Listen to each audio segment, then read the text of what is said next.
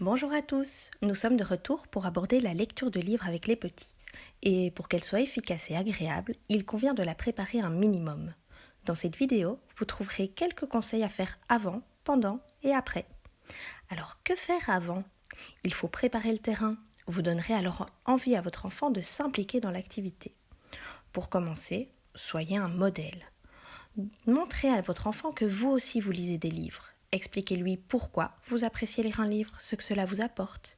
Il aura alors envie de vous imiter, de découvrir le plaisir de se faire lire une histoire et plus tard, il aura envie de savoir lire à son tour. Choisissez le bon moment. Il faut que vous soyez disponible pour que chacun de vous puisse profiter pleinement du moment. Si vous avez trop de choses en tête ou sur le feu, cela risque d'être compliqué. Pourquoi ne pas inclure la lecture de livres dans la routine du soir pour un moment calme et complice avant de dormir ? Choisissez le bon endroit. Il faut qu'il soit agréable, qu'on s'y sente bien. Vous pouvez par exemple mettre des coussins ou même improviser une cabane avec une couverture. Suivez les intérêts de l'enfant. Un enfant sera toujours plus investi si ses intérêts sont rencontrés. Alors proposez-lui des livres qui rencontrent ses intérêts du moment. Ça peut être les dinosaures, un super-héros, peu importe. Enfin, laissez-le choisir. C'est important qu'il puisse choisir lui-même le livre qui l'intéresse sur le moment même. Et pendant, qu'est-ce qu'on fait ? Il convient d'adopter certains réflexes pour que la lecture soit d'autant plus appréciée par l'enfant et qu'elle lui apprenne de nombreuses choses. Tout d'abord, arrêtez-vous et discutez. N'hésitez pas à faire des pauses pour donner des explications, poser des questions à l'enfant sur des mots de vocabulaire, les émotions, pour soutenir la compréhension, ou encore aborder les règles de la lecture.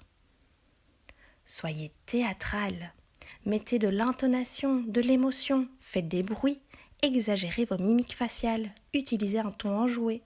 Cela rendra le livre plus attrayant. Laissez le temps. Laissez le temps à l'enfant de s'exprimer, de poser ses questions, de faire ses commentaires. Ne le réfrénez pas. Passez plus de temps sur les pages qui suscitent davantage son intérêt.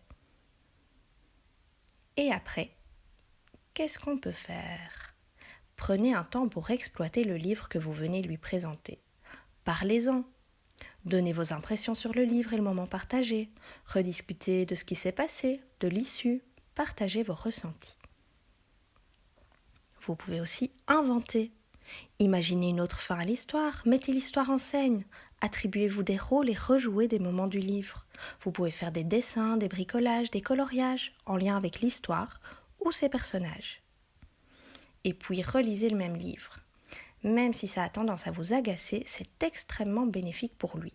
C'est sécurisant, il a envie de ressentir à nouveau le plaisir associé à la précédente lecture. Puis la répétition lui permet d'assimiler davantage l'histoire, d'approfondir ses connaissances. Et quand il sera bien à l'aise, il osera peut-être se lancer lui-même dans la lecture du livre, en racontant avec ses mots ou ceux de l'histoire, mais en tout cas en développant sur son langage. Alors, foncez!